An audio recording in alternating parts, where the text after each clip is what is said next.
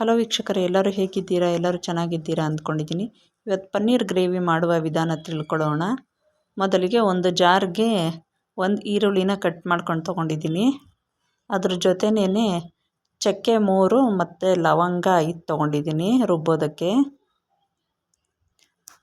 ಅದ್ರ ಜೊತೆನೇ ಕೊತ್ತಂಬರಿ ಪುದೀನವನ್ನು ಹಾಕ್ಕೊಳ್ಳೋಣ. ಇಲ್ಲಿ ನಾನು 2 ಸೇರಿ ಒಂದು ಹಿಡಿ ತೊಗೊಂಡಿದ್ದೀನಿ ಕೊತ್ತಂಬರಿ ಪುದೀನಾನ.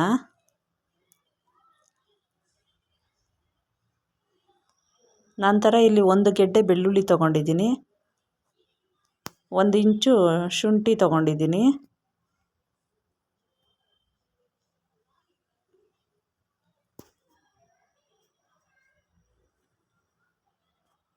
ಅದನ್ನು ಹಾಕ್ಕೊಂಡ ನಂತರ ಇಲ್ಲಿ ನಾನು 3 ಬ್ಯಾಡಗೆ ಮೆಣಸಿನ್ಕಾಯಿ ತೊಗೊಂಡಿದ್ದೀನಿ, 8 ಖಾರದ ಮೆಣಸಿನ್ಕಾಯಿ ತೊಗೊಂಡು ಹಾಕ್ಕೊಂಡಿದ್ದೀನಿ. ಅದನ್ನು ರುಬ್ಕೊಳ್ಳೋಣ. ಅದು ರುಬ್ಬಿದ ನಂತರ ಸ್ಟವ್ ಮೇಲೆ ಒಂದು ಬಾಣಲಿಗೆ ಒಂದು 5 ಸ್ಪೂನ್ ಎಣ್ಣೆ ಹಾಕ್ಕೊಳ್ಳೋಣ. ಒಂದು ಈರುಳ್ಳಿ ತೊಗೊಂಡು ಸಣ್ಣದಾಗೆ ಹೆಚ್ಕೊಂಡು ಹಾಕ್ಕೊಂಡಿದ್ದೀನಿ. ಅದನ್ನು ಕಂದು ಬಣ್ಣ ಬರುವವರೆಗೂ ಫ್ರೈ ಮಾಡ್ಕೊಳ್ಳೋಣ. ಅದು ಫ್ರೈ ಆದ ನಂತರ ಒಂದು ಟೊಮೆಟೊವನ್ನು ಸಣ್ಣದಾಗಿ ಹೆಚ್ಕೊಂಡಿರೋದನ್ನ ಹಾಕ್ಕೊಂಡಿದ್ದೀನಿ. ಅದು ಲೋ ಫ್ಲೇಮಲ್ಲೇನೆ ಹುರಿದುಕೊಳ್ಳೋಣ.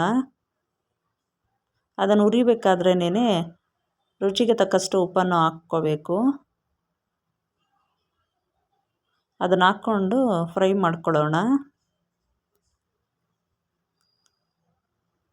ಫ್ರೈ ಮಾಡಿದ ನಂತರ ರುಬ್ಬಿರೋ ಮಸಾಲೆಯನ್ನು ಹಾಕ್ಕೊಳ್ಳೋಣ.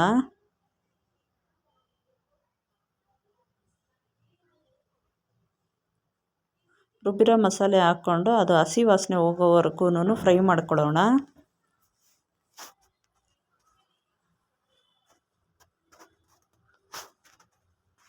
ಫ್ರೈ ಮಾಡಿಕೊಂಡು ಇಲ್ಲಿ 1.5 ಸ್ಪೂನಷ್ಟು ಗರಂ ಮಸಾಲ ತೊಗೊಳ್ತಾ ಇದ್ದೀನಿ. ಗರಂ ಮಸಾಲ ತೊಗೊಂಡಾದ್ಮೇಲೆ 1/4 ಟೀ ಸ್ಪೂನಷ್ಟು ಅರಿಶಿನ ಪುಡಿಯನ್ನು ಹಾಕ್ಕೊಳ್ಳೋಣ. 1/2 ಟೀ ಸ್ಪೂನಷ್ಟು ಧನಿಯಾ ಪುಡಿ ಹಾಕ್ಕೊಳ್ಳೋಣ. ಅದು ಹಾಕಿದ ನಂತರ ಇಲ್ಲಿ ನಾನು ಬಟಾಣಿ ಮತ್ತು ಕಾಬೂಲ್ ಕಡಲೆನ ಬೇಯಿಸ್ಕೊಂಡು ಇಟ್ಕೊಂಡಿದ್ದೀನಿ, ಅದನ್ನು ಮಿಕ್ಸ್ ಮಾಡ್ಕೊಳ್ಳೋಣ.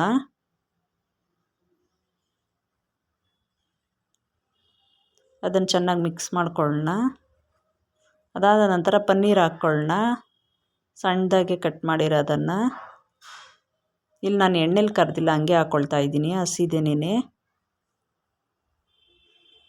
ಇದು ರೆಡಿಯಾಗಿದೆ.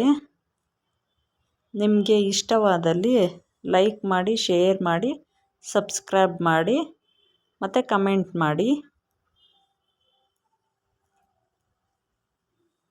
ಇದು ದೋಸೆ, ಚಪಾತಿ, ಪರೋಟಾಗೆಲ್ಲ ಚೆನ್ನಾಗಿರುತ್ತೆ.